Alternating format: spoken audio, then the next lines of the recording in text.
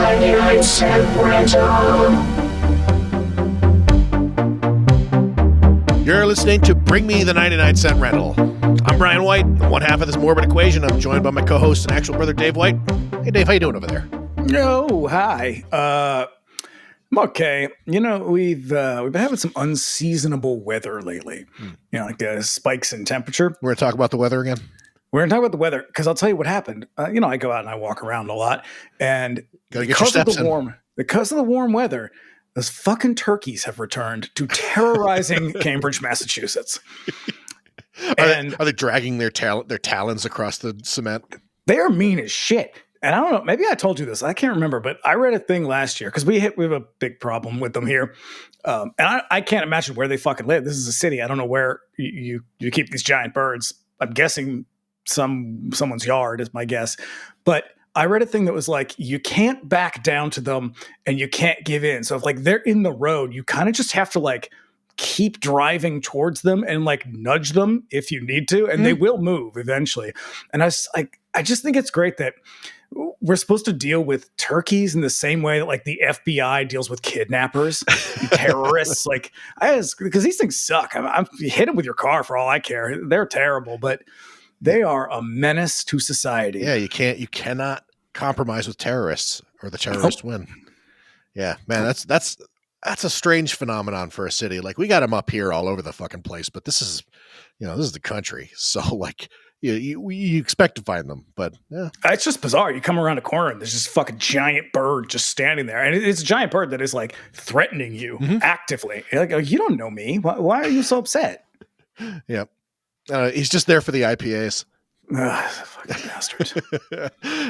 So we practically grew up in the neighborhood videos, stores, and the steady diet of utter garbage that those shops provided us with continues unabated to this day. There's no one else to enjoy chopping it up with more about trashy movies than Dave. Just before we get into it, here's a little housekeeping. If you want to keep up with us between episodes, you can also find us on Instagram at Bring Me the Axe Pod. Dave's over there at That Queerwolf. We got a sweet website now at bringmetheaxe.com. You can listen to all our past shows there and listen to read the transcripts. You can listen to them. I don't know. You can't listen to them. It is in their nature to not be listened to. Yeah.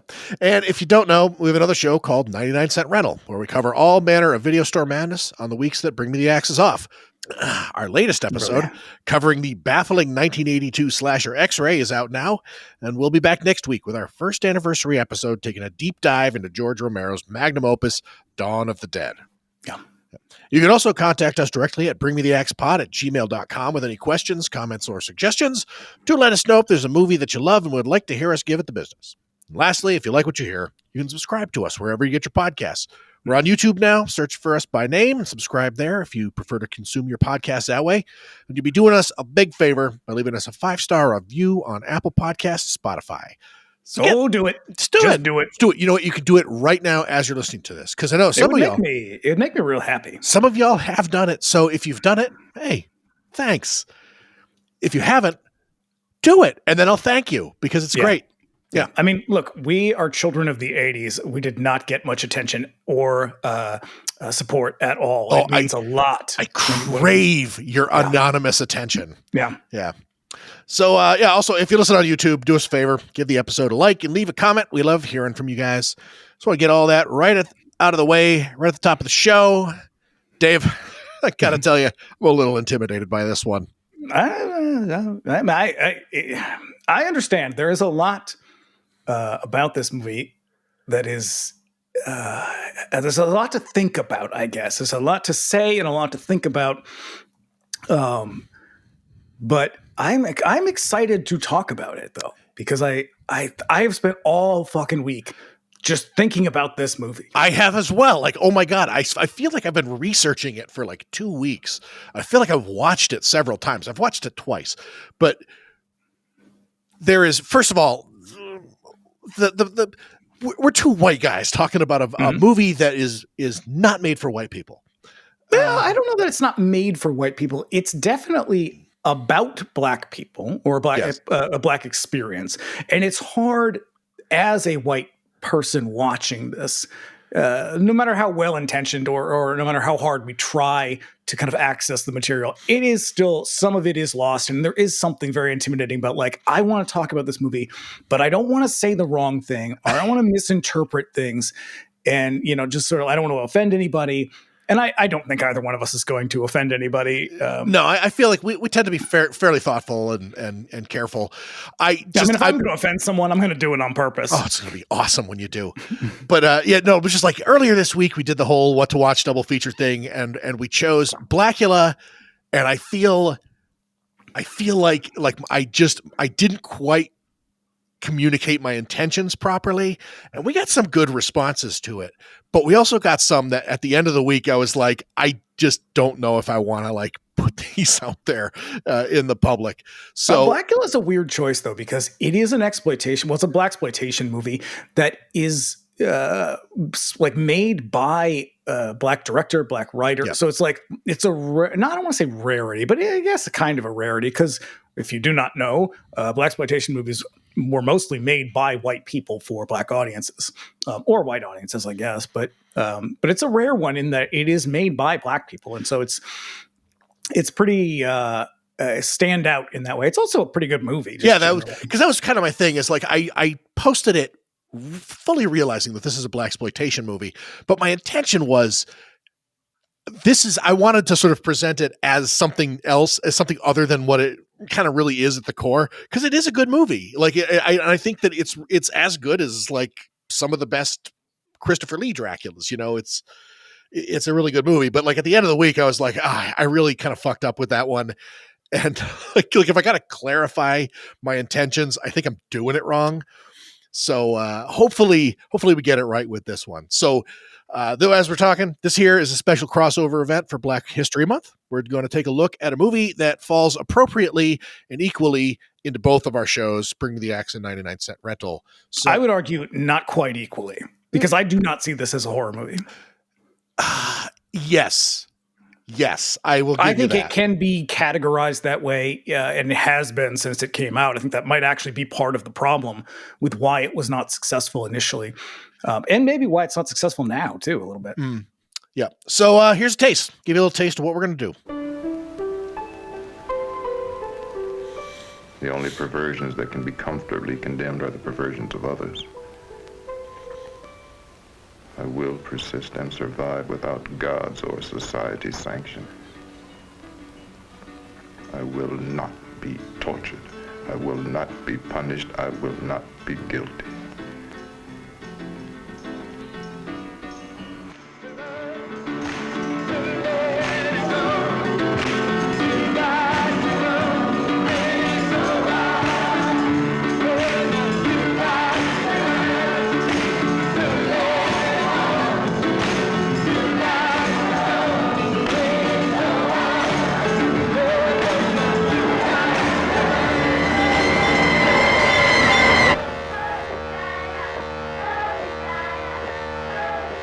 He's not a criminal. He's a victim. Man, let me tell you something. First of all, Sam Wayman's music for this is so fucking good. Unfucking real is a good base. So here, listener, it's Ganja Hess. It is, though the episode title didn't give it away. Yeah, the trailer doesn't. It's mostly visual. But if I had never seen this movie and I just saw that, I would be like, I don't know what that is, but I have to see that fucking movie right now. Yeah. This one appeared on my radar in the 90s. I think this sort of falls on its kind of missing period. Because it's only recently that I think it was like 2016 or something that it got fully restored. Yeah. But yeah, it's a rough restoration. I mean, they did the best. It's the fucking Museum of Modern Art, so it's the best of the best. But they did the best they could. But it looks like the source material was like dragged through the dirt. Yeah. They didn't have much to work with, because I believe the original camera negative was trashed when these guys recut it. Because they just chopped it up. Yeah, we're getting ahead of ourselves. Yeah, we'll talk about it. So yeah, spoilers before we get roll. Yeah, you were. I don't know what. You know what it is? I'm scared, man. You're going to get your head out your ass. A warning before we get rolling. We're basically going to talk about this movie from beginning to end. Spoilers to follow. Usually I chide everybody, you've had a million years to watch this, but truth is you haven't. Its reappearance is something that's fairly recent, and it's still kind of a deep cut. So here's a little facts, a little something to know about this movie. year was 1973. Our Lord. 1973. So here's some other movies that were released that year. The Satanic Rites of Dracula were released Love it. in 1973. Also, Jean Rollins' The Iron Rose. Don't love it. That's my favorite Roland movie. Really? Mm-hmm. I don't really have a favorite. I don't like his movies that much. Yeah, that's my favorite one. Also, 1973, Scream, Blacula, Scream. Which also is good. My favorite. One of my all-time favorite titles of any movie. Best movie title. Let's see. Also that year, The Norlis Tapes. Speaking of deep cuts, that's one you can all skip if you can even find it. I haven't seen that one. It is the precursor to Kolchak. Oh, no shit. All right. Yeah, it is completely humorless and the plot is muddy as fuck. It was a TV pilot, essentially. It's a 2-hour pilot. It's very not good. So wait, did Dan Curtis have something to do with Kolchak? Yes, he was the producer. I think he was the producer. I did not realize that. He directed one of the movies because the first 2 movies were written by Richard Matheson. I think he wrote both. Yes. I think Dan Curtis directed at least one of them. He might have directed both of them, but I don't think he did both. I was unaware of that. And lastly, for 1973, Horror Rises from the Tomb. Never heard of it. Yep. So yeah, cast and crew.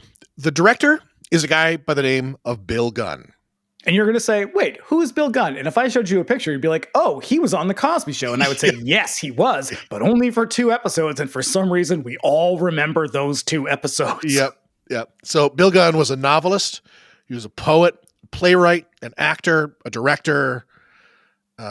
His primary medium was the stage. He won an Emmy, didn't he? I do believe he did.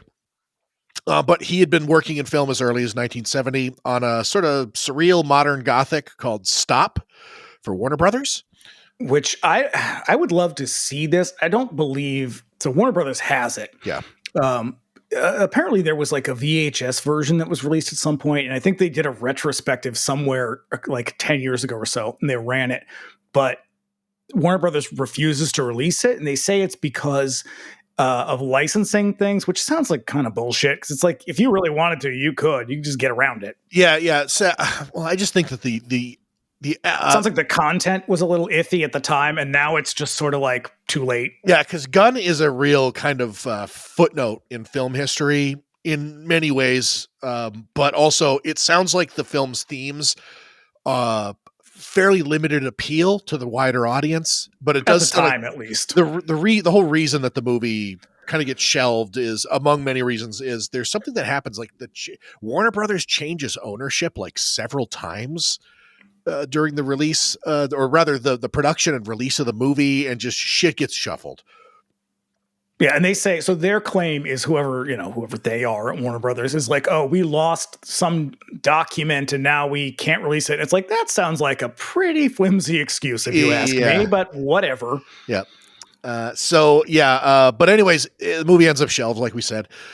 But Gunn is basically, he's still established as a name in Hollywood at a vital time in the development of new Hollywood. Because he was also one of the first black directors to be given a studio contract. Yep. He was like there were like the 5 of them maybe at the time. Yes. Yeah, I can't remember. And I'm going to guess Sidney Poitier is probably one of them. Yeah, probably. He after Stop, he makes this movie, and then he does a whole bunch of other shit. He was a very busy dude. This one probably derailed his career, at least in terms of film. He is an incredibly talented man, but it's the response to this probably. Yeah. Yes and no, I guess. Yeah.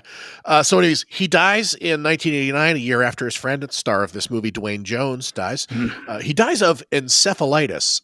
However, and this is a detail that I find quite egregious, because every fucking bio of this guy that I read says, oh, he dies in 1989 of encephalitis. There's like one article that I read, and then there was another one that I read that kind of had it as a detail and corroborates it. But listen, whenever someone dies young in the 80s. Yeah. The encephalitis was the result of AIDS complications. And because Bill Gunn was either gay or bisexual, probably gay, it sounds like. Yeah.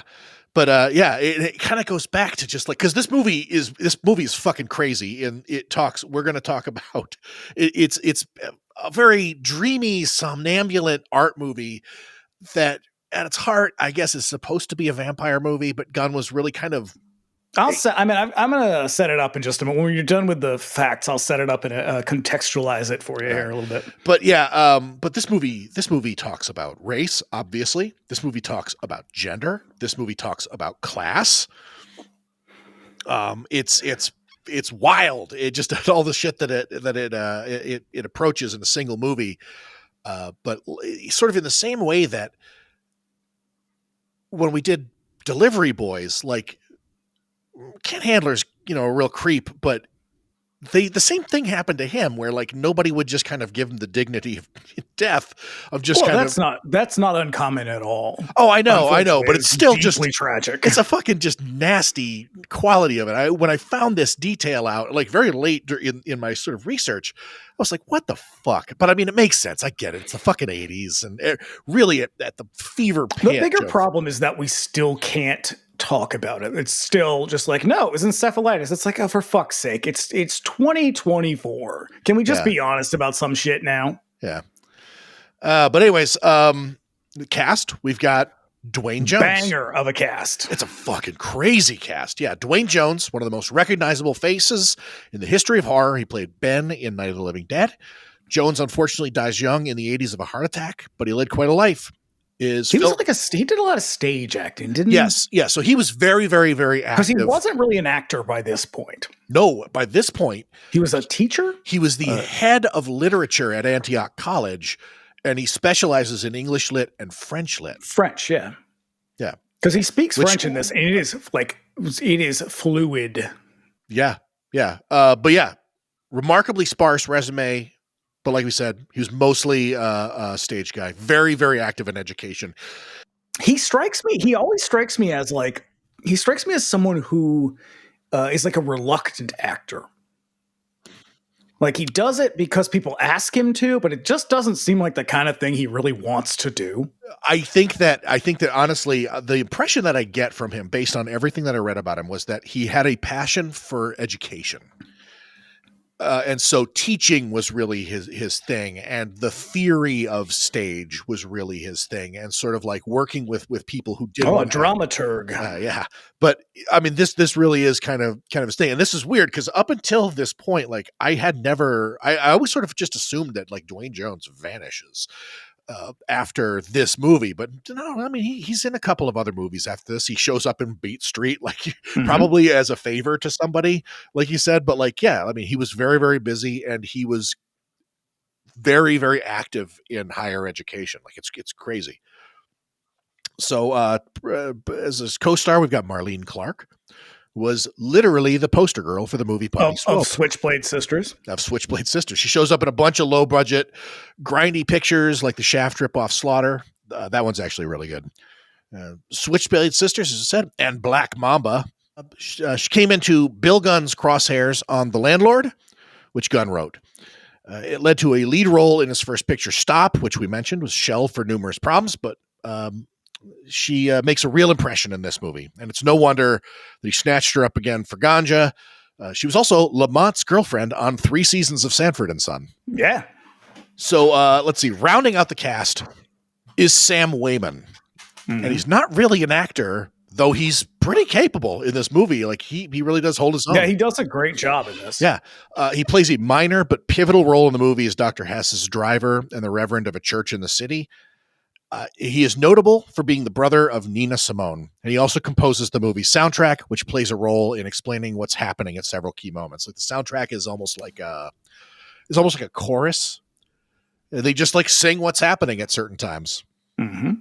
Here's some notes.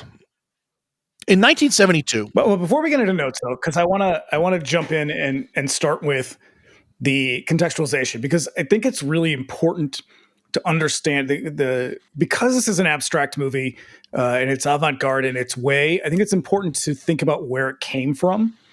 And so sort of like we did with Phantom of the Paradise, talking about why they kind of made this weird, cynical movie in the early 70s, because this comes around the same time, and this is 73. And so you get a lot of there's a lot of things are being influenced heavily by the civil rights movements that are happening at the time. One of those things is, I guess, what we would call now like intersectionality. the kind of belief that your identity is made up of lots of different things. It's not just one thing. So previously, people's identity, it was sort of monolithic in that they would have thought, well, I'm American, and that's just kind of who I am. And in the 70s, it's not directly because of civil rights, but that is a big part of it, is the civil rights movements. People start to think of themselves in these kind of hybrid identities. So you start to see things like Jewish American, Italian American, Black American, and that is a huge part of this, because I think what happens is, generally speaking, that's sort of an empowering thing. It's a liberating thing to start to celebrate different aspects of yourself that you'd sort of maybe previously suppressed or minimized just in order to be a part of the bunch. But what happens is that a lot of people who are marginalized, those different pieces of identity are kind of directly at odds with each other. In that, like, if you're a Black American, you have these pieces where you're part of this culture that the sort of here and now active part of the culture that is very much built on oppressing these other parts of you. And so you have, like, how can you participate in sort of a white dominated culture when that culture is responsible for sort of oppressing and marginalizing the other part of you, the sort of ancestral heritage, because that is going to be a huge part of this movie through and through. It comes up over and over again. Like, I'd say it's the central theme. Yeah, it's the main theme of the movie. And so, like, I think that contributes a little bit to why this doesn't succeed as a movie.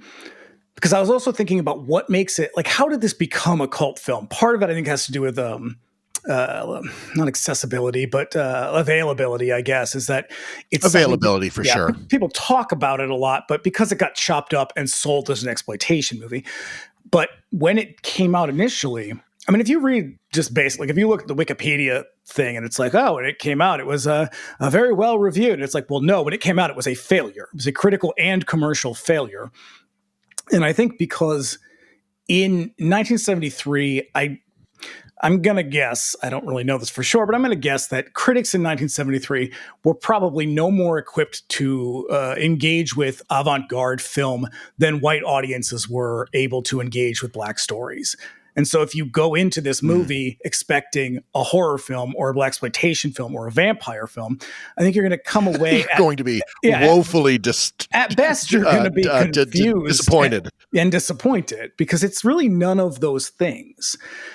And it's really only within, the last, maybe the last decade that maybe 2 decades, it's with the passage of time, sort of like, I think most cult films takes a certain amount of time for it to build that audience. But as the more people become familiar with experimental film or techniques of experimental filmmaking, and the more Black stories start to break into the mainstream, so probably like late 80s, early 90s, mid 90s maybe, then it starts to pick up that audience, because people are starting to see it as something more than what it was originally seen as. But it's a hard movie to engage with, because it is, even beyond like thematically, it's challenging because it is such an intense theme, but aesthetically it's rough. I mean, it's a non-linear narrative that you don't even really notice is non-linear half the time. Mm-hmm. But I do think that there's so many things about this movie. So I think, first of all, because as I was watching the whole thing, I was like, is all this noise, this sort of ambient background noise, is that intentional? Because it's very present. I think there's nothing about this that is not intentional. I think this movie is planned out meticulously. I may not get one of the most deliberate productions we've done on the show, at least. There's a musical leitmotif that runs through it that's actually in the trailer. It's it's like a loop of children singing. Mm-hmm. And that shows up at the end in the weirdest way. It shows up during scenes of violence. Mm-hmm. It's almost like a kind of a musical cue for vampirism, but you can't understand what the kids are saying.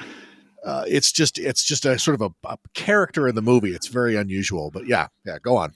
And so I think that before, that's why I want to do this before we get into any of the content part is because I think there's a like all things, they have to kind of be understood in the era they were created, but especially something like this because it is so much of its time. That is so much of this era in which people are starting to say, well, wait a minute, how can I be both of these things? Because what this movie is really about is someone trying to live within the tension of those two irreconcilable pieces of themselves that in the end of the movie can't be reconciled. They can only be reconciled through death, which is incredibly sad. Yeah. But it's you can't understand the movie without understanding this part of history. And so that's why I wanted to kind of like shine a light on it first. Because it does run throughout the whole thing, but also just understanding a little bit about Bill Gunn too, because the character of Hess Green is basically just Bill Gunn.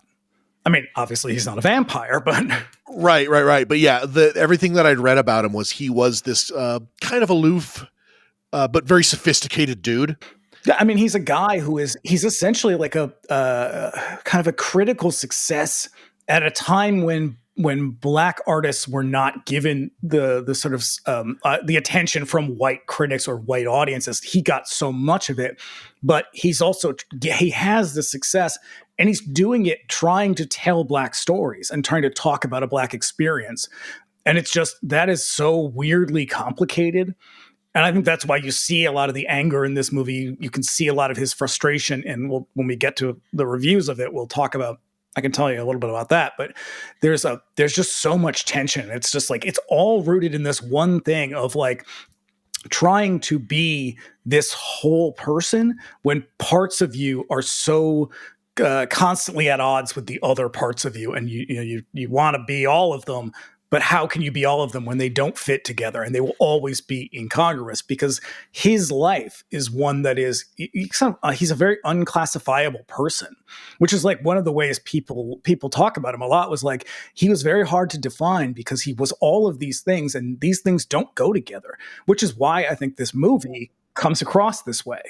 Yeah, there was a lot of notes. Everything, there was actually one of the sources that I'll cite at the end actually was like, says that very thing, that he was like a lot of things and he was not, but at the same time, he was not easily qualifiable because like people did try to sort of stuff him into these kind of like emerging Black art movements of the 70s, like the sort of the new African art movement and Afrofuturism and magical realism. And this movie that's in this. I mean, you'll see that throughout this. I was just saying, this movie is all three of those things, but also none of those things. It's fucking crazy. Yeah.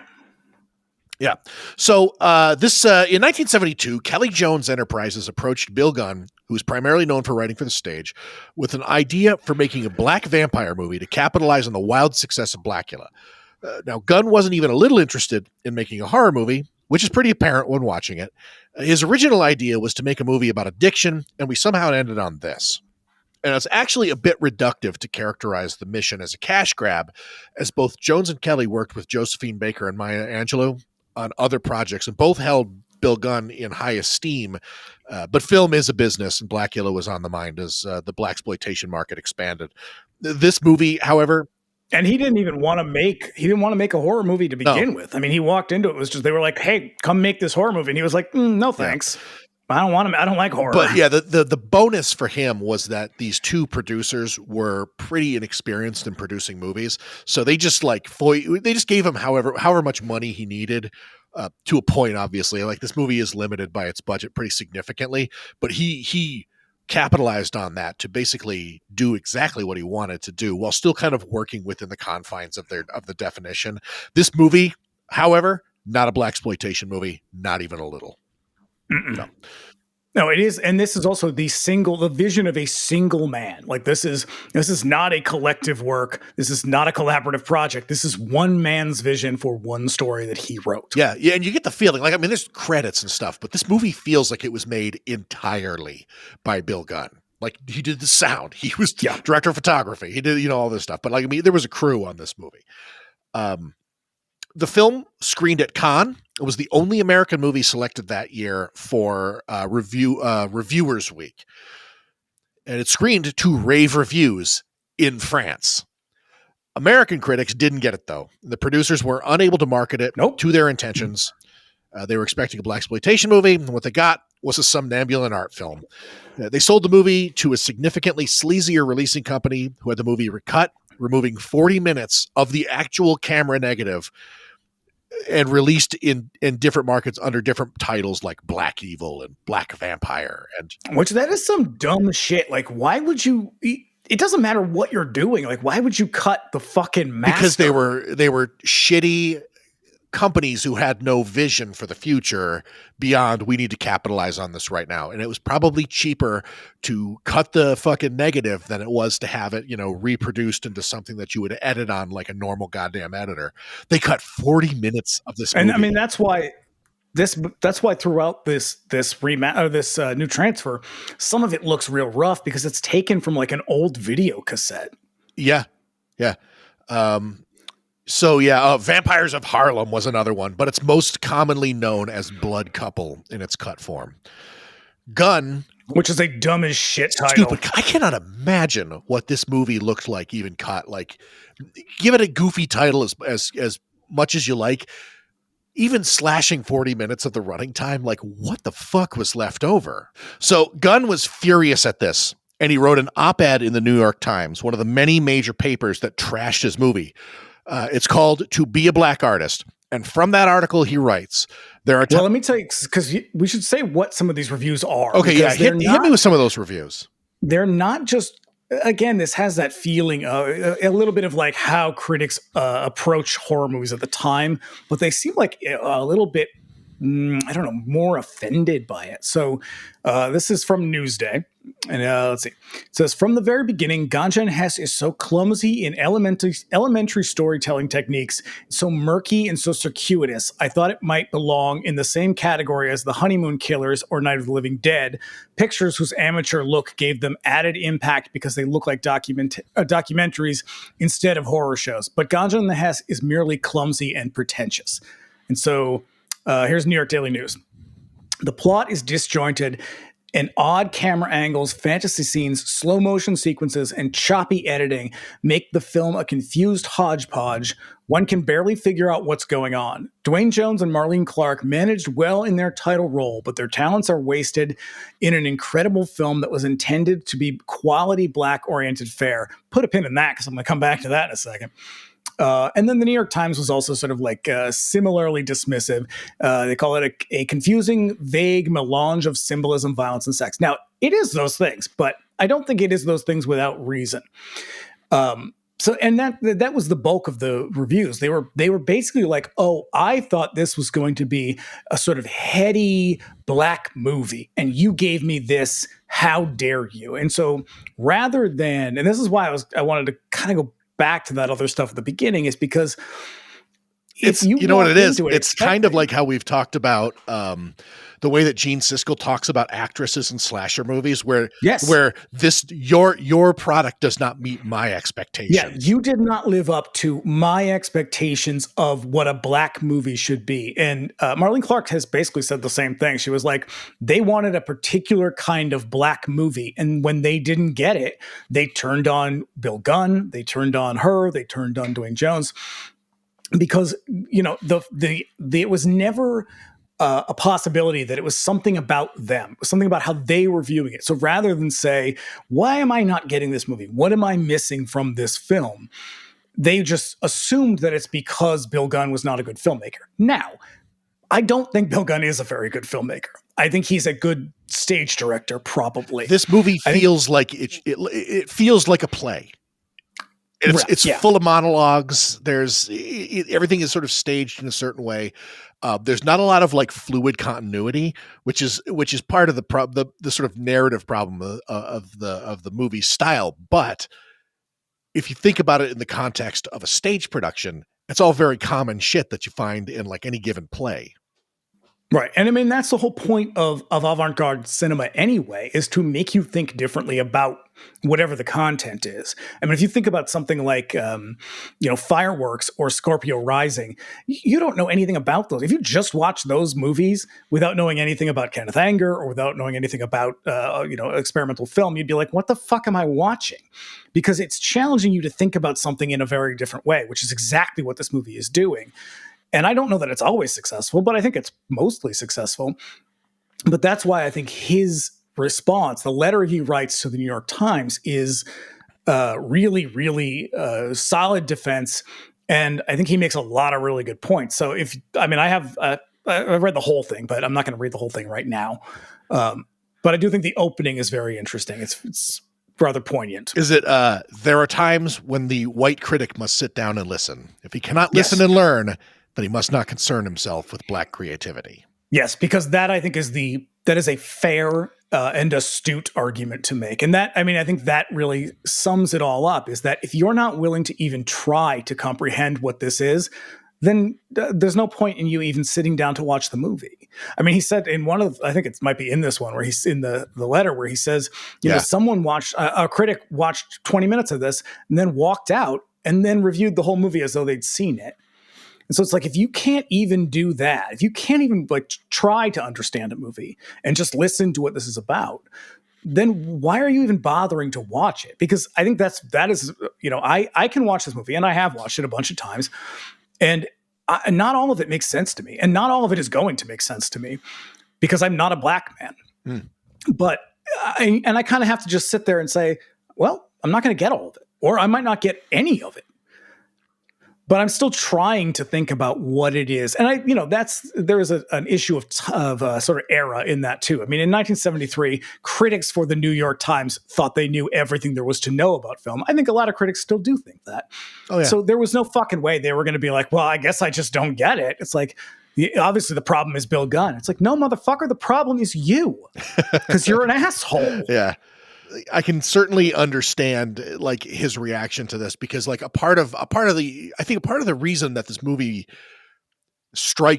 left me feeling so intimidated is because it is incredibly alienating, but and some of it is very, very murky and very opaque. But I think that the central like fulcrum, like the whole thing that the movie hinges on, is really sort of about like what you were talking about, where there is this massive gulf between the sort of cultural heritage of black people and sort of black people in America. And there is this, and we'll talk about it when we get there, I'm sure. But like the main character is this man who has kind of like a foot in both worlds. But the one that he is trying most desperately to connect with is one that he is so far away that he just can't know it. And even like to the extent that other characters recognize that isolation from that world. Yeah. I mean, I think that's the whole point of Bill Gunn's character, is to point out how isolated, you know, Hess is from this thing that he is supposedly an expert in. Yeah. So available versions of this movie, particularly the copy available from Kino, is sourced from the one known surviving print that Gunn donated to MoMA. To put a little perspective on that, Vinegar Syndrome is gleefully restoring and scanning unbelievable garbage into stunning 4K presentations several times a month. It took a collaboration between the museum, Kino Lorber, and Martin Scorsese to bring this one movie back from the brink. It is not a very good looking movie, but the Kino presentation is really good. Like that disc. I mean, I think they did their best though. Like they cleaned it up as best they could. It's, you know, I have seen this one other time before this. It was probably 15 or so years ago. It looked like shit, and it was like half of the fucking movie. So yeah, the bootlegs that used to kick around were not complete. Like they were more of those like weird fan composites. And I'm not sure if the version that I saw like way back in the day was even close to the complete version that is out now. But yeah, I think the bigger issue, or at least the bigger issue for me, was that the audio is a little sludgy. Yes, yeah. So yeah, I was wondering, because there were times, because I listened to it with headphones on, and there are times when the audio sounds like super compressed, and it must just be like a process of upscaling or something like that, trying to polish a turd into, in the sort of those terms. But it's the available version from Kino, pretty good. If you're interested in this movie at all, like that's the version to get. It's really, and unfortunately, worth exploring. They released. So also one last thing. God damn it. Spike Lee remade the movie in 2014 with Kickstarter money. I haven't seen it, but it looks like it's almost shot for shot, with whole stretches of dialogue unchanged. And the title, "The Sweet Blood of Jesus." Also a good title. Pretty good title. I like it a lot. I mean, it's not Scream, Blacula, Scream, but it's good. Pretty good title. Yep. So shall we get into it? Yep. Yep. All right. So the movie opens on a series of title cards that explain everything that's about to happen for some reason. Dr. Hess Green is a doctor of geology and anthropology. He is studying an ancient African race called the Myrthians. He's also stabbed by a stranger using a dagger by the Myrthian civilization, whereby he becomes addicted to blood and cannot die or be killed. So this is where we're getting into that. We're starting out of order. Yes. Which it's such a weird detail because I've thought about this movie a lot and I cannot really understand the function of basically telling you what the movie is about and then showing you the movie.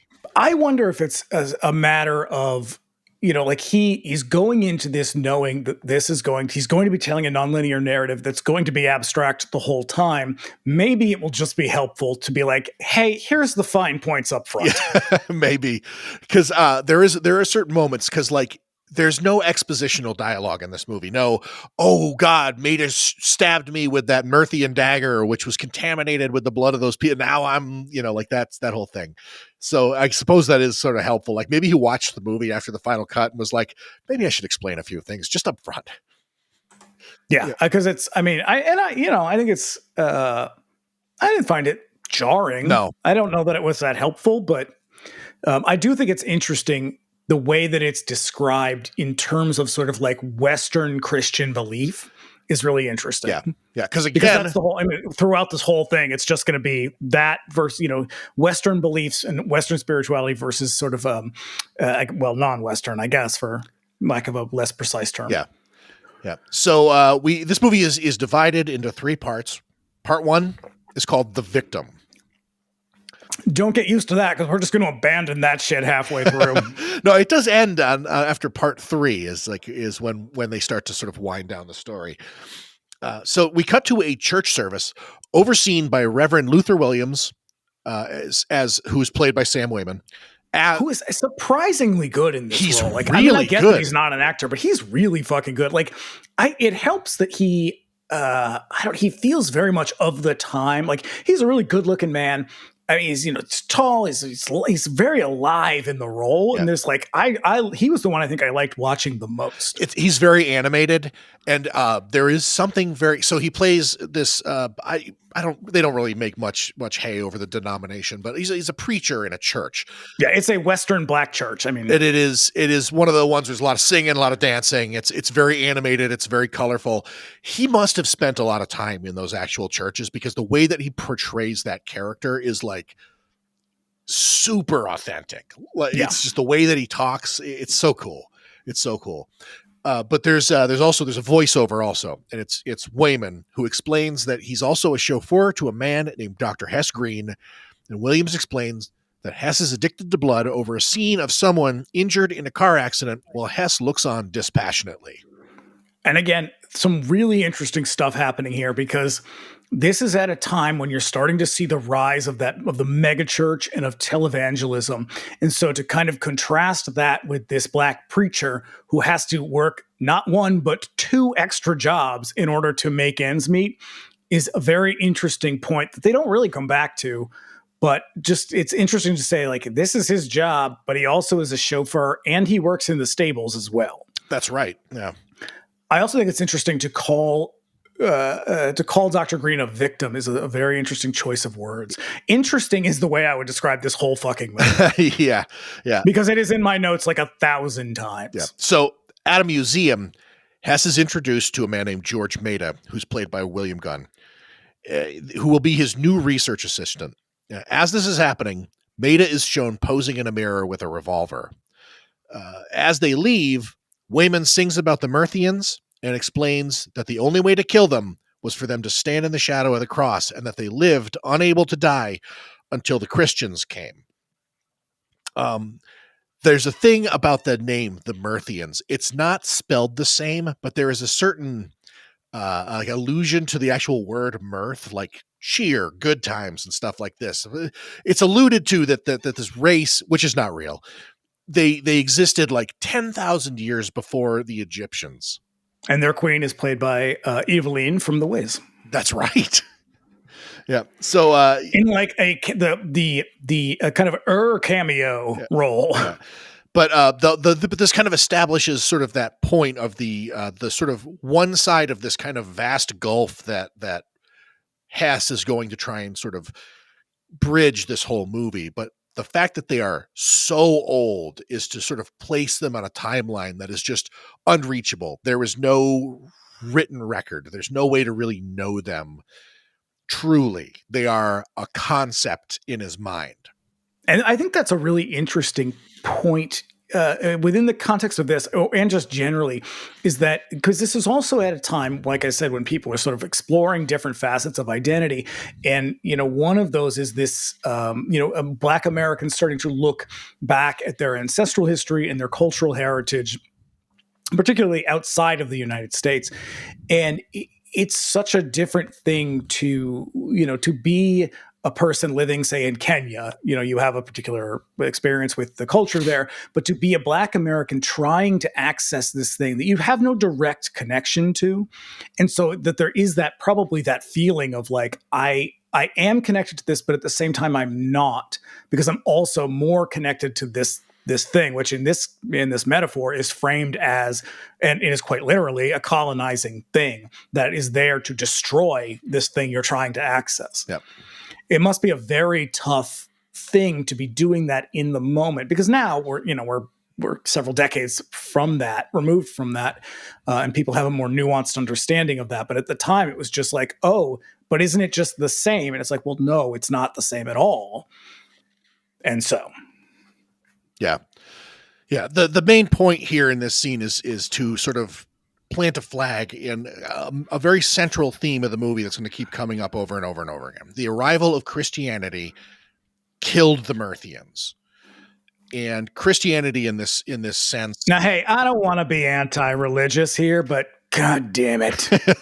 These fucking people. Well, I mean, hey, in this movie, they symbolize a conquering cultural colonizing force whose very symbol, that's what they were. Whose very symbol destroys an entire race of African people. It's fucking nuts. So now, way to go, white people! You did it again. You did it again, and this is coming from two white dudes whose last name is White. Yeah. So as they arrive at Hess's manor, Maida explains that he prefers to be called Maida because he hates the name George. Now, I have to ask here in this moment, how much of the dialogue, at least in terms of Bill Gunn, how much of the dialogue do you think is ad-libbed? A lot of it. I would say a lot of it, particularly his big sort of monologue that's coming up, and definitely Marlene Clark's story of the guy who smuggled weed. They feel very monologue workshopped. But so much of this movie... Also, the scene of him when he's in the tree talking to Hess, again, feels really, really ad-libbed and just improvised on the spot. But also, I think it's important because they're not, the dialogue is not that important to the movie. Because so much of it is just rambling. Yeah. Or at least so much of the George Maida stuff is rambling. Yeah, most of the, well, there's a reason for that, but most of the action in this movie, the scenery that kind of is telling the story is people just not miming, but it's just silent action. People just doing things while the camera looks on. Yeah. So now over dinner, in a scene like something out of My Dinner with Andre, Maida tells a story to Hess, who looks like he could not give a fuck, about a friend of his who made a movie in the Netherlands where the word cut is the word for cunt there. The takeaway from this scene is that Maida is not altogether with it. But also at the same time, you have the character, is it Archie? Is that his name? Archie is the butler, yeah. It's like the butler, I guess, who just keeps coming in and coming out and coming in and coming out. He keeps interrupting them in this way that makes the story feel like you get to a point where you're like, Jesus Christ, just fucking spit it out. Because every time Archie comes in, he stops and he says something to him or he thanks him. And it's very interesting, but it's just like, again, it's that feeling of inaccessibility. Yeah. But what's weird is, later on, when Ganja comes into the picture, they're going to do something very similar. The scene is almost identical, but she treats Archie way different. And it is super uncomfortable. Yeah. So, But he says, so George says something really interesting in this sort of monologue thing about the story. He kind of gets to the end and he says, if I understood desire, I wouldn't be so afraid of it. that's a fucking Which I think is heavy probably line. the greatest line in the movie. Yeah. So later, Hess handles a bone with all these tribal carvings in it, having a dream of a Myrthian queen in a feathered headdress, posed by scenery of the director of the museum that he works for, and both of them are extending a hand toward him. And when he wakes, he finds Maida outside, just sitting in a tree from which a noose hangs. Also a great scene. Yeah. And Maida is suicidal. Visually, it is upsetting though, because you have two black men, one of them sitting in the tree, and there's a noose, and it's very dark. It's very stark imagery. And you only see Maida's feet. Yeah. Yep. So, he's suicidal. And when Hess gets him back inside, Maida explains himself in manic fashion with snot running down his face. And then we learn that this is kind of like he has a history of suicidal behavior. Now, the thing I wasn't sure about is George Maida, does he also have this affliction? No, because he shoots himself and he dies. He dies, but he also dies in front of the cross. Ooh, that's a good question. Because he says he's tried to kill himself before, and it hasn't worked. Shit.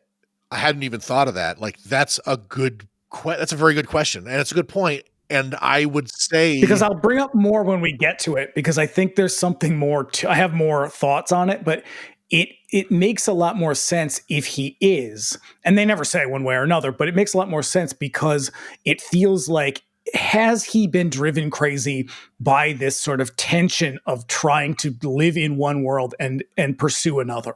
I think that's kind of what's at play here is he's struggling in the sort of same arena that Hess is going to eventually move into. And eventually he succumbs to the same thing that Hess is going to succumb to, which is this hopelessness that yeah, because I think my interpretation, and we're coming up, I'm just going to say it now, though. My interpretation is when he does kill himself, it is in this sort of way of saying, if you want to access this world here, this is how you can access it. And he kind of gives himself to do that because he does stab him with the dagger first, then shoots himself. Yeah. Yeah. So, later on, Maida attacks Hess with an axe as he sleeps, but he wakes up and they fight. And as they struggle, Maida he grabs the Myrthian dagger, that bone thing, and he stabs Hess with it 3 times, presumably killing him. Now, Maida this scene is also very homoerotic in a way. There is in the way that it's choreographed. There is one of the things I was say is, like, at the beginning, like I said, this is about race, it's about gender, it's about class. The one thing that it doesn't really touch on is sexuality at all, but there is a weird sexual tension between Maida and Hess. Mm-hmm. Yeah. And but it's not as deliberate as the rest of it. I think it may have just kind of come out that way. Mm-hmm. So Maida then types out a very poetic... there's also no blood. There's no blood when he stabs Hess. There is on the wall, but there's no blood on the knife, and there's no blood on Hess. Right. Because there's blood in the movie. I wonder... Oh, there's tons of it. Yeah, like I wonder if that must have been, like I said, another deliberate thing. That's such a small detail. Anyway, Maida types out a poetic manifesto, and he takes a bath, and then he shoots himself. But Hess is not dead as we thought he was. The bath scene is super gross because it is. He's sitting in the bath, but he's brushing his teeth at the same time, and he keeps dipping the toothbrush in the water, and then he starts gargling with the water, and it's like, dude, it's bath water. It's all murky and shit. There's like stuff floating in it. It's so gross. Yeah. But the scene where he shoots himself is so... it's a stunning moment in the movie. I think it's one of the better moments of the movie. This is a very monologue heavy film, which again, I think that's that stage the experience, because Gunn's experience as a filmmaker was very limited at the time. And so a lot of this feels like it would probably work better on a stage, but this part in the bathroom is so fascinating because he's fucking playing it to the hilt. Yeah. But he also, they when he does shoot himself, it's sort of, they keep cutting back and forth between this sort of religious imagery. So it's like of Maida's body and this religious, like the imagery of Christ. And again, this could just be like either reading too much into it, but it sort of has this feeling that he is giving his life so that Hess can then go and, explore this thing that has essentially driven him crazy. Yeah. There's also, they don't say one way or another. No, but there's also a lot of allusions to Jesus in this, and a lot of the sacrifice in order to sort of like redeem some quality, and there's a little bit of that. And it makes me wonder if this is kind of what Maida's death was supposed to be, because he willingly goes to his death in the same way that like Christ was supposed to. That's how I read it. I read it as this is him sacrificing himself for Hess Green, essentially. Yeah. So out in a field, maybe later, or actually, I forgot the one detail. So Hess is fine. He looks himself over and he finds no wounds on him. He finds Maida's body, however, and he is overcome with hunger and he drinks his blood off of the floor. So now out in a field, maybe later, maybe in his imagination, it's honestly not clear, Hess prays and then screams in horror. And it's also the field where he keeps having that vision of the sort of Queen of Murthia and kind of passing through. Like a lot of things happen in the field that he is running through, which also happens to be the field behind his house. Yeah. We're going to keep coming to that field. It's I'm not really sure what it's symbolic of, but it plays a large role here. I think it might just be a limitation of the film making process. Like I suppose they rented this house, they shot most of it at this house. This was the backyard of that house. Yeah. So part 2 is called Survival. Now, Hess causes a distraction at a doctor's office by exploding something in a garbage can. And as everybody... what the fuck? That scene is... I think it's just firecrackers, but he just like... I don't know. It feels like a stagecraft. Yeah. As everybody runs outside, Hess sneaks into an office, steals several bags of blood before fleeing on foot. Outside, we watch Hess walk away on a long single shot when the camera becomes fixated on a bus bearing the word liberation on the back as it drives away. And now at a garden party at Hess's place, he is reunited with his son, a young boy who he seems to keep at a distance. We got to stop because his son, what? Where does this come from? I know, because the whole thing is like, what is it like? There are details of this story. Like we never hear of a wife. He lives alone. He lives very much alone. His isolation is a central piece of his character. And he lives in a very sort of European existence. It's lots of like fine food, and he speaks French fluently. I mean, he's surrounded by white antiquity. He lives in a Tudor mansion. He has a couple of really fancy European cars. Like that's his life. But like his house is also adorned with like artifacts of this Murthian culture. But also apart from this party and until really the arrival of Ganja, he is super alone. Well, in a way that is, with the exception of with his help, Sam Wayman's character, and Archie. But yeah, he does seem to have very close relationships with both of them. He does seem to appreciate them and respect them in ways that other people in the movie don't. Yeah. So garden party's reunited with a son. Young boy seems to keep at a distance. The way they speak to one another suggests that they don't see each other often. Also, they speak French to one another. Now, here's the thing that I love, that not just in this movie, but I love when they do this in movies in general, is when they're speaking another language and they don't offer subtitles or translations. I fucking love that. I love it in every movie in general, just because I'm like, I like that feeling. I like listening to other languages anyway, but I like feeling like, what are they saying? I have no idea. And that's the point of, again, it's that inaccessibility that happens in this movie. You don't know what they're saying. And that's why I like, at the beginning when he's talking to Maida, you can't hear them because they keep getting interrupted. There's so much fucking background noise of shoes and people and food and whatever.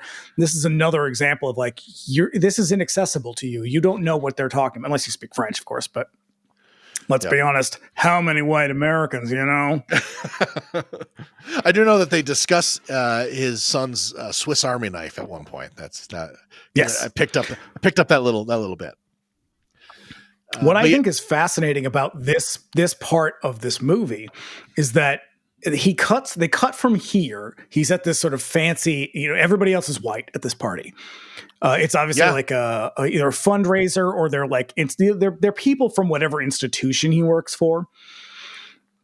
And they cut from here to him going to just sort of a bar, like it's obviously like a bar I'm going to guess a black part of town. It's so interesting that he goes from this party full of sort of white, privileged white people, and he goes then to this black bar where he doesn't fit in, and this is when he kills somebody.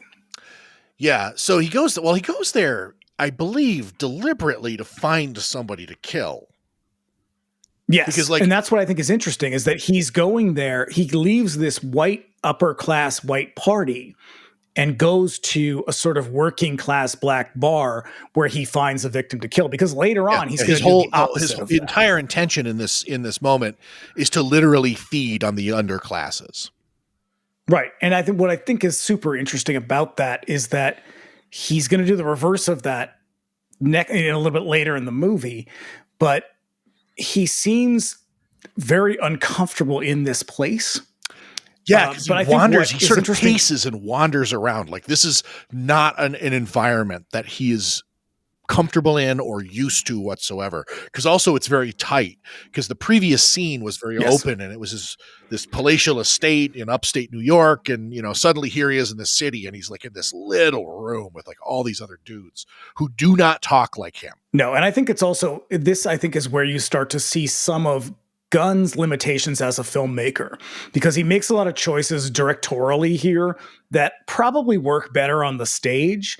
Like the sex worker kind of comes over to him and he's sitting at the table and she's standing like directly in front of the camera and keeps walking back. And again, it's that question of accessibility. Yeah. And it's like, you can't quite see him. It's that thing again, but it's just in this scene, it's more annoying than effective. Yeah. Also, to the point of how much of this was improvised. This whole scene is set up with like a pimp talking to one of his girls, and the extent of their conversation is like, "So when are you going to get my money?" And she's like, "I'm going to get it for you. Don't worry, I'm going to get it for you." And it goes on. It's just, this shit goes on for so fucking long, where it's like, oh my God, move on. We get it. Yeah. But also, this is also really interesting because he wants to be closer to this sort of ancestral culture, but he can't even fit in with the present day black culture. He's so out of place among people like him because he spends so much of his time with white, upper class white people. So when he goes here, he's as out of place here as he is everywhere else. Because there are these motifs that are going to play through visually of, they're like dreams or visions that Hess has, which is there's the queen, and then there's the sort of like the museum director wearing like a sparkly domino mask, and they're always like beckoning toward him. And so and he's even like he it seems like he's even put off because they jump ahead. He and this sex worker like go up to either a room or apartment or whatever above the bar, and she takes off her wig. Yeah. And she's sort of like, oh, I can just sort of let myself, I can be myself here with this guy because I don't have to, put up appearances or whatever. And he seems like put off by it. Right. He touches her hair, her real hair, in a weird way, almost like it's alien to him. It's so strange. Yeah. But yeah, so anyways, while they're there, like they're going to start to get down, and her pimp suddenly attacks, like ambushes them, and he stabs Hess several times to no effect, and the prostitute shoots him 3 times, and nothing happens, and then Hess kills them both and is horrified by what he's done. So now we're entering part 3, which is called Letting Go. So now, at some point later on, Hess is contacted on the phone by a woman who claims to be Maida's wife. She is glamorous as fuck. Oh my God, yes. According to the call, Maida has been missing now for 6 months, and Hess simply tells her that Maida has disappeared. And this isn't a surprise for this caller since Maida is crazy. She asks to come and stay with Hess for a little while, and then she says the fucking best line in the entire movie. I'm standing in front of Pan American, and the driver can't miss me because I'm valuable. Yes, I'm going to say that to everyone everywhere I go. It's pretty fucking awesome. They'll be like, "Oh, here's the number for when we bring the food to the table." And I'll be like, "No, don't worry about it. You'll know who it's for because I'm valuable." Yeah. So when she arrives, she sees Hess waiting for her and says, "Tell your boss I'm here," which we are planting a flag in. And this is when we start to get, this is the class stuff we're going to get into because she is very class oriented. So inside they have a drink together, and just like before with Maida, Ganja has this little monologue that, like Maida's, is a little crude. It's about a dude smuggling weed in from Mexico by stuffing it up his butt. And just like before, Hess is aloof and unimpressed, but they immediately become smitten with one another.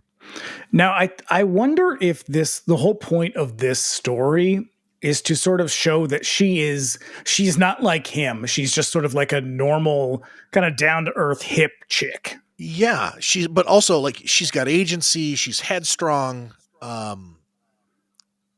It's hard not to like her. Also, like in spite of the fact she's a fucking monster throughout the whole movie, and she is the most likable, incredible character in the whole film. Yeah. It's also worth saying she's very different presentation, not just from, I think, the way women are portrayed in blaxploitation or in black movies at the time, but also the way black women are portrayed in this movie, because she is a sharp contrast from the sex worker from earlier.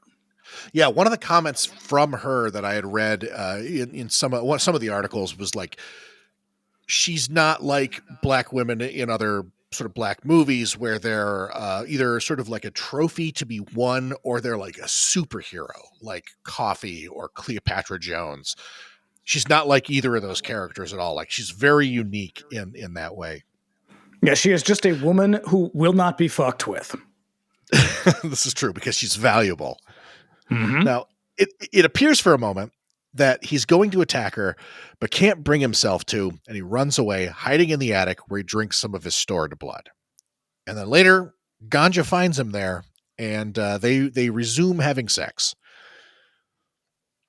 Now, not long after this, they fall into an easy domestic situation. And their relationship dynamic is very interesting. As we said, Ganja's manner is no bullshit, seems to challenge Hess in a way.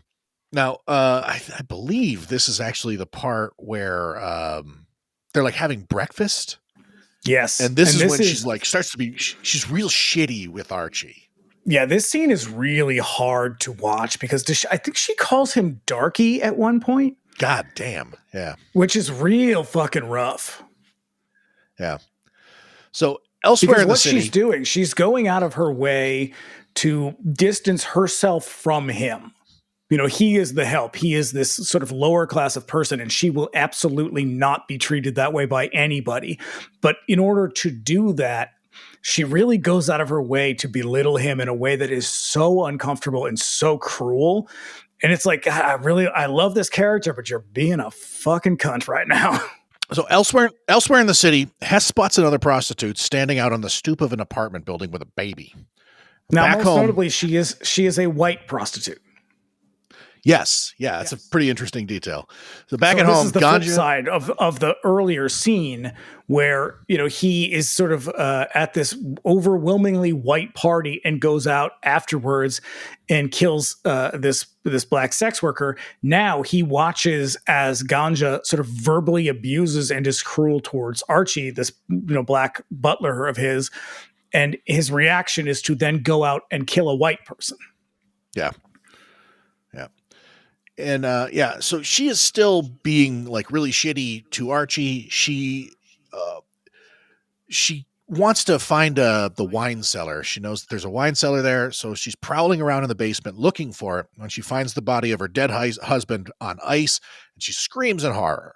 Now, elsewhere, Hess has murdered the prostitute for her blood, and the camera angle tilts as her baby screams in the background. This part feels a little bit of all the movie, because obviously this, as I said, this is not a horror movie. It never feels like a horror movie. This is the one moment that feels a little bit like, oh, is he gonna do something terrible? And it's like, oh, come on. What is this? Whose idea was this? I know, but there were moments in that when I was like, oh shit, is he gonna fucking kill that baby? He doesn't. He does not. Which, I mean, it would have been so out of step with absolutely everything else in the movie. It just feels so unnecessary. Like the white sex worker part of it is, I think, important to the story. The baby part is a little bit unnecessary, and it feels like it's just sort of poking a little bit at that, like, okay, you wanted a fucking horror movie, here you go, kind of thing, where it's like, it's so half-hearted and unnecessary, you could have just left it out. Yeah. But now, at dinner, Ganja confronts Hess about her husband's body in the basement, but Hess won't engage. That leads to a long monologue from Ganja about her childhood and how her mother sucked. It is an unbelievably... This part is probably one of, like, I think the bathtub suicide scene is probably one of the best parts. I think this is also one of the best parts of this movie. Unbelievably compelling, extremely because dark this tells story. you everything you need to know about Ganja as a character. Yeah. So the story is basically about how she grew up in Boston, where they had it snows, and they would have these snowball fights out in the street, and she was the best. She didn't mention the turkeys though, which is, I think, weird, but whatever. I didn't write the movie. It's fine. But it was just her, all these kids in the neighborhood playing, and somebody in the neighborhood told her mother that she was being chased around by a boy. And their mother basically calls her like a slut for this. And she slaps her. And she slaps her. And then, but also at the same time, there's a detail about her brothers. She has brothers and sisters who are all like significantly older than her. And so it was like always very heavily implied throughout her life that she was an accident. And so what I think about what's so important about this is that her mother's attitude towards her, I think she kind of extrapolates that and understands, like, this is how the world is going to treat you. This is how the world will always see you. No matter what you do, you are a woman and you are a black woman. And one of the ways you can sort of read that is that her mother is sort of trying to prepare her for the world by hardening her, because that is who she will become from that point on. Because she essentially says, from this moment on, I realized I was the only one who was ever going to take care of myself. Like, Ganja was always going to have to take care of Ganja, and nobody else was going to do that ever. Yep. And that defines who she is as a person. It's why she's cruel to Archie. It's why she does what she does at the end. It's why she does everything that she ever does in her life. Is like, I will always, whenever the world has a chance, it's going to fuck me. So I have to fight as hard as I can, because nobody else is ever going to fight for me. Yeah. And that is who she is as a character. And there's something admirable, because you don't see that a lot. You don't see it in characters, in sort of female characters in movies in general, even though that is so much of like marginalized people's experience of the world, whether you are a woman, whether you're a black person, whether you're gay. Like, the reality is the world is going to treat you badly. At least that's the way it used to be. I'm not sure if it's still the way it is, but I think it probably is. But like, that's the reality. And so I think it resonates so much with listening to this monologue. I was just like, God damn, that is fucking amazing. And she delivers it so beautifully and so perfectly. Yeah. Yeah. She turns out to be like a social climber, but in a way that doesn't seem, it's not admirable. But it's a way that makes sense. It makes sense. It would be in other characters in other movies, she would be a bad person because of this. And she's not great, but you understand her position. Because but it also, I think it points to that nuance of character. Like, it's just like, this is, he's not going to give you characters that are simple, even whether it's George Maida, whether it's, Hess, because, Hess Green is he's a kind of a shitty character. I mean, none of the characters in this are particularly likable, but they're all put in these really... Archie is. Yeah, he's great. And I've got a note about him at the end, but like, they're all put in these situations where it's just like, you start to realize they're both just trying to get by and not feel terrible about who they are and where they are. Yeah. And I think that's why you can look at them and just be like, okay, yeah, I get that she's she's not kind of mean, she's really mean, but you understand why she's mean, because the world is also very mean and they're just trying to get by. And I think that this monologue she gives is very important to the things that happen next, because I think it changes the way that Hess sees her as a person, and sort of symbolically in his in the moment. Yeah, because she immediately casts off Maida. Like, oh yeah, she's over it. She's just like, who? Yeah. Oh, yeah, never mind. You know what? It wasn't working out very well anyway. He was crazy. It's fine. Don't worry about it. But Hess offers her a stability that Maida could not. He was insane.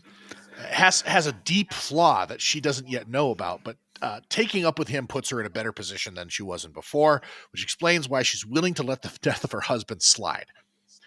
So I think the way that after she tells this story, because Hess is so conflicted and he's so torn between these worlds, and he's so desperate to access this sort of liberated part, because I think that's what that's sort of the African ancestry represents, is this sort of true liberation from the kind of white oppression, that is the other side of his world.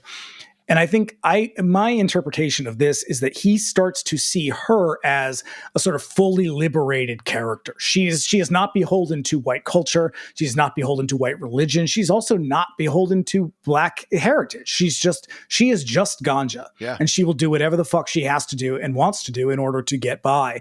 And I think that is why he starts to see her as this sort of ultimate form of liberation, because he says to her, I want you to stay, or he says something like, I want you to stay. I want to be with you forever.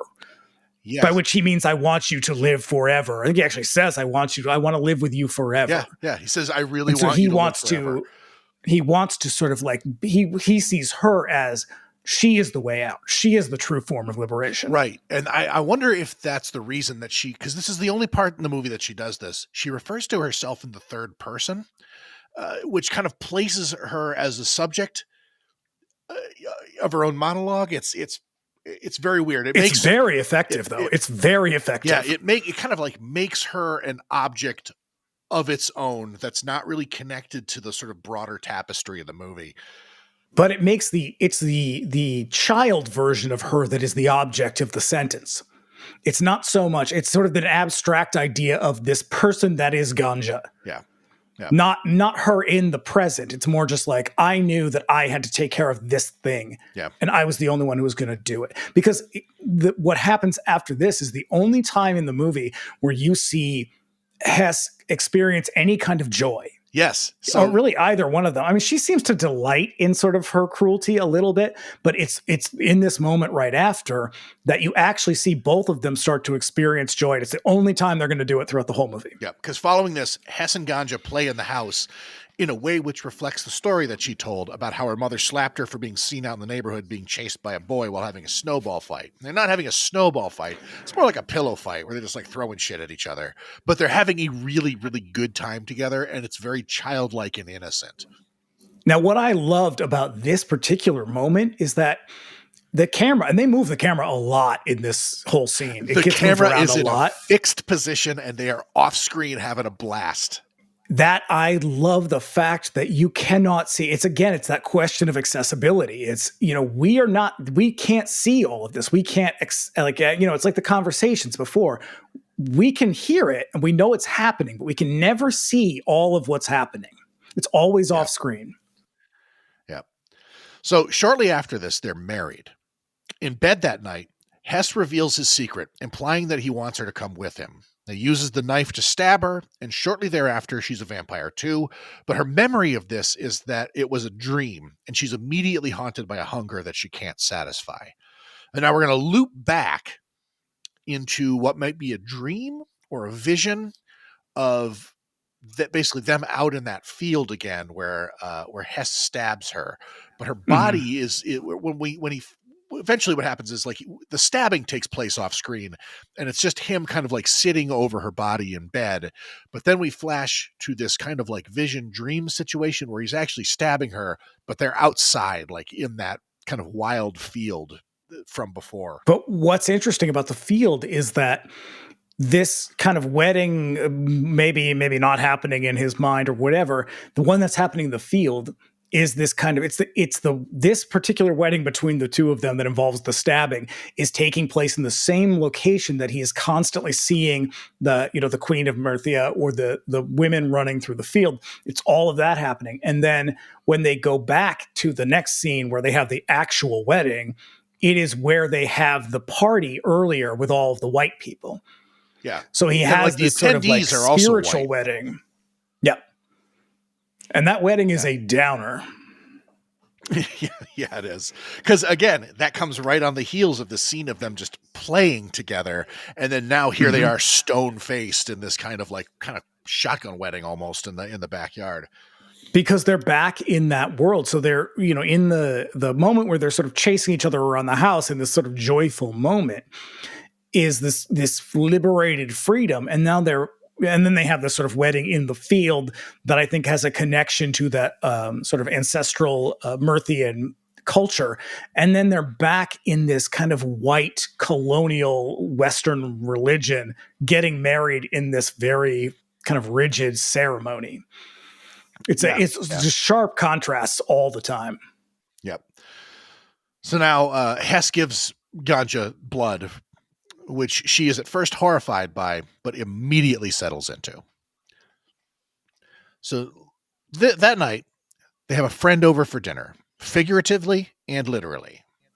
And then good. Ganja murders him and then feeds on him while they have sex. And it's a very long scene, too. When they dispose of the body, her victim still appears to be breathing. So I didn't understand this part because she keeps saying he's still breathing, and Hess is sort of dragging her away because they just kind of dump him in a field, and Hess is kind of dragging him away as though he keeps saying like just basically don't worry about it, ignore it. He won't be for long, kind of thing. Yeah, because you do see him breathing, like he's like wrapped in plastic, and like the body is moving. It's going to come, and that's not for nothing because he will come back later. He will come back later. Yep. Back at home, Hess reads from a record of the Merthians, which reveals again the only way that they can be killed: they must stand within the shadow of the cross against their heart in order to be destroyed. And so the next day, maybe, Hess walks into the church of his driver as mass is going on, and he appears to have a very powerful religious experience there. This scene is, I think, it is the suicide at the beginning, Ganja's monologue, and these are the three profoundly impressive moments of this movie. Right, because also this scene... Because Duane Jones fucking kills it in this scene. It's unreal. Like, this is the thing with Duane Jones, is like, really the only thing that I think anybody, and a lot of people are familiar with him because fucking Night of the Living Dead, goddamn classic. Everybody's seen it, and he's great in that. But it's not really enough to give you sort of a sense of his abilities as an actor, because again, he's kind of working with the material that he's given. Here, he's given so much fucking room to just spread out and do his thing, and this is the moment where he really fucking flexes because he's very, very. But even in this movie, though, he's a very kind of aloof, standoffish character. He doesn't show a lot of emotion, and I think that's intentional. He's supposed to be this very closed off, isolated person, and then you get to this part of the movie, and he is distraught, but also ecstatic in a way that he is very like he is not just giving you emotion, he is giving you an outpouring of emotion that you have not seen from this character or any character in the movie until now. And it's very, very powerful. Right. And the whole scene is shot. It's very hectic. It's shot like a documentary almost, where it's like, there's not a lot of framing. It's just kind of like point the camera here, point the camera there, people's feet, people dancing, people in the aisles. Yes, it's very intimate. It's very, very intimate. And again, I think this is also another moment where I was like, this part also feels kind of homoerotic. And I don't know if it's just because of the ecstasy, but like he sort of drops down in front of the Sam Wayman's character, whose name I can't remember, but Reverend the preacher, Luther Williams. basically. Yep. And and so he basically the implication here is that he's kind of racked with guilt over the death of this guy. Who, I believe for the first time, was somebody that he knew. But also, I wonder too of like, he's obviously racked with guilt about that, but is it also that he has now kind of corrupted Ganja as well? He's dragged someone else into this, because that's basically what happens with George Mado at the beginning. Is he infects Hess with this and then he dies? Yeah. Okay.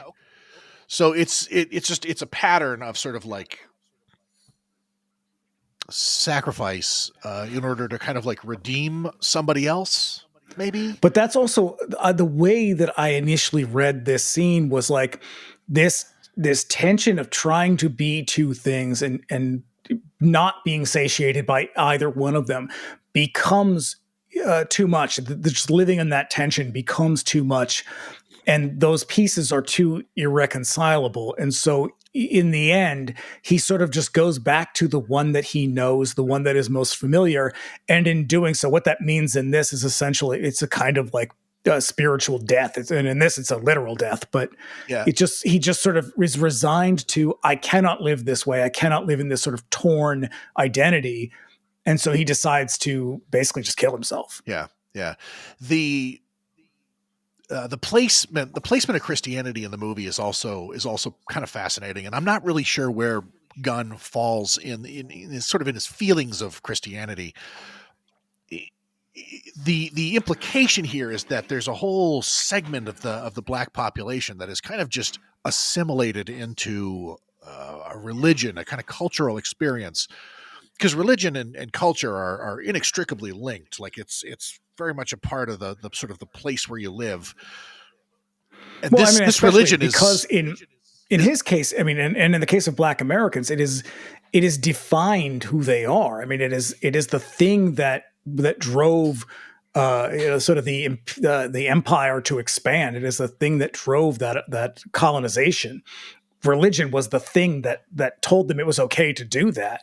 And so to participate in that religion is sort of like, well, how can you be this person with ancestral roots in this very old thing that you're now discovering while also participating in this thing that is fully representational of the colonizer? It's impossible to be both. That's what I was saying at the beginning. It's like, it's impossible to be both of these things. And yet within these single individuals, they have to reconcile these two things. And I think for Hess, he can't do that. And in the end, it becomes too painful. That's got to be it. Because what we see is Hess struggles with this very much. And he's on his own throughout much of the movie until Ganja shows up, and they have this very, very brief, very intense kind of affair, but it's juxtaposed with these scenes of essentially a black community in a church that is sort of represents the sort of the colonizer and the oppressor, but all of these people just seem kind of fine with it, and there does seem to be a lot of judgment from Gunn in that respect. But I mean, the same could be said for where he goes to the bar as well, where it's like, here is another part of black culture that he doesn't understand and does not fit into. And so it's like, you don't belong here. You don't belong there. Where do you belong? Yeah. Because at the bar, they're also just sort of caught up in sex and in drinking. And there's no interest in looking deeper than that. And so he doesn't belong in any of these places. And so he's sort of at the end resigned to, I guess this is it. I guess there's nowhere for me. And, to live with ganja means to live in this sort of violent tension all the time in order to stay alive. Yeah. Yeah. Cause now they do have to kill in order to survive. And because as he walks, when he walks out of the church, is he bleeding? No, he's sweating. Because he's like dripping something on he is sweaty as fuck and it's incredible, but he's like dripping something on the carpet behind him as he walks out. Nah, I think he's just sweaty. But he returns home and he stands in the shadow of a cross asking Ganja to come with him. And it's another crazy scene. It's almost like the scene of where Maida was outside with the noose hanging. Because it's a room in this house somewhere, but it's all just blackness, and there's and it's lit with a hanging bulb, and a cross that is also hanging. And so I think this is another example of this is where kind of Gunn's limitations as a director, as a film director, really come into play, because this feels like something that would probably feel very effective in like a black box theater or maybe a larger theater, but it doesn't so much work on film. Yeah. It feels a little cheap and it like kind of undermines the scene a little bit. Yeah. But now, because it's a very powerful moment. Yeah. Yeah. And this is the moment where Hess dies. And so now Ganja has his body taken away by an ambulance, and she definitely does not follow him. She chooses to live in as much as a vampire can live. Ganja takes care of Ganja. She's not there for him. She's there for Ganja. She's got to do what she's got to do. Yeah. So she returns to the house and she looks out the window into the back garden. And she sees the man that they murdered emerging from the swimming pool, running towards... In a very like Phoebe Cates from Fast Times at Ridgemont High way. Like he just comes like it is a roiling sea. And then he comes bursting out and he's fully nude, running towards the house. Dong just flopping all over the place. Yep. Ganja looks at the camera and she smiles. And as he reaches the house, he jumps over Archie's dead body. And I thought, come on, man. You didn't have to kill Archie. He's the only cool person in the movie. Yep. But Ganja did not like Archie. Yep. So that's the fucking end of this movie. Yeah. We cut to a scene of some black children and then we roll credits. Do I like this movie? I don't know if I like it. I think there is so much to admire about this, and it is very, very powerful in a lot of ways, especially the themes that it's dealing with and the time that it's trying to do it. It's really something to take in. It's extremely challenging. Like this is the part where we would talk about the sort of relevance and shit. This movie is relevant as fuck. I believe. Well, I did kind of write up some conclusions, and the way where I landed at the end was, these themes of isolation and of conflicting identities. Maybe I don't know if they're as strong today as they were in the 70s. I kind of get the feeling maybe they are. Or maybe even more so. But like, I think as long as those are relevant, this movie is relevant. But it's presented in a way that is, I was going to say, it's super potent in the moment. Yeah. Yeah. And so I don't know that it's still like to audiences now, does it work? It's a very, very challenging movie. It is visually challenging. It is thematically challenging. And I think because of that, it will always be a cult movie, just because, experimental film is just never going to be a mainstream thing. But I think thematically it's very powerful. It's very compelling. And a lot of the acting in it is very, very good. Some of the writing is a little bit up its own ass at times. But for the most part, I think it is it's something you should see at least once and really take some time to think about it, because there's a lot that's here to really kind of unpack, I guess, for lack of a less lame term. Yeah, I can't say that I really enjoyed it, but I found the entire process of exploring it and researching it interesting as fuck. It gave me a lot to think about. It is an incredibly sad movie. It is a document of despair in a way that very few movies are. Like, it is a movie about a truly lonely existence. Yeah, and that was, I think, the primary feeling I had when I turned it off was like, it was profoundly sad. It is a heartbreaking story about someone who just cannot find a way to reconcile all the pieces of himself in a way that is fulfilling or satisfying. And his only way kind of to deal with it is essentially through death. Like he can only get out that way. That's the only way he will be kind of made whole. And it's tremendously heartbreaking, but it's definitely worth seeing. I don't know that it's the kind of thing you put on more than once though, because it's a lot. Yeah, I can't see myself really going out of my way to watch it again. Like if there was ever anybody who was like interested in sort of taking the journey, I would certainly go there with them. But I would need a reason to come back to this one for sure. Like I think that's what he's trying to do. I mean, that is essentially what Bill Gunn was initially trying to do, was to say, here is my experience of the world. Here is where I'm at right now. And here is where I guess a lot of people are at right now trying to do this. And I think the fact that so many critics came back and they were like, what the fuck is this? These aren't vampires.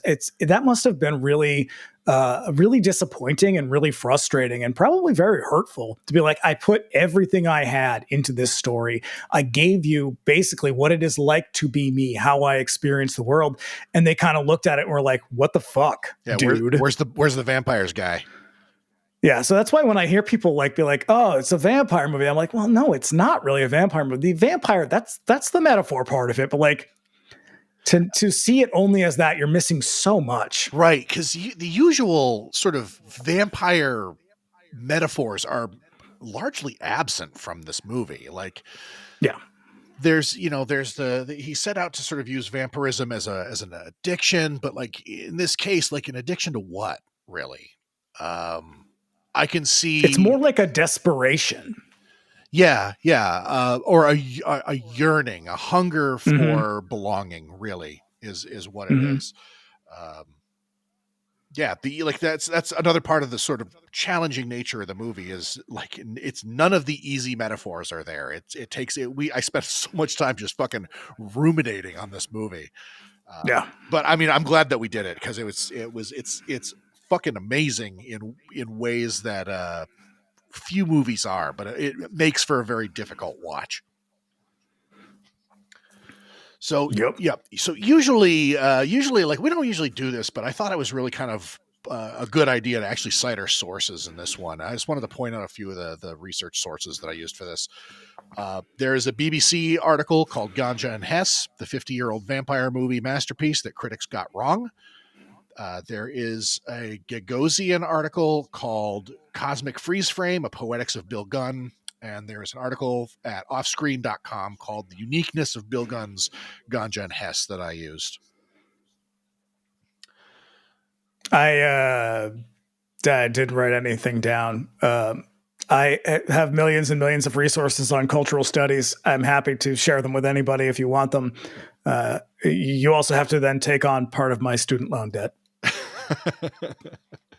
All right. So, Dave, what are we doing next? Oh, holy crap. I think, I don't know. I feel like I've been watching so many goddamn movies lately. I think we're doing, coming back next week with Bring Me the Axe and the anniversary show, Dawn of the Dead. Yep. Fantastic film, right? Yep. And then 2 weeks after that, we're coming back with 99-cent rental to talk about Rad. We're gonna poor choice on my part. Take a 180-degree turn from this fucking heady art film to talk about Rad, the fucking BMX movie. But don't worry, we're coming back at some point in the future with more heady art films, and I think it's going to be a disaster. I can't wait. Be here for this disaster. Yep.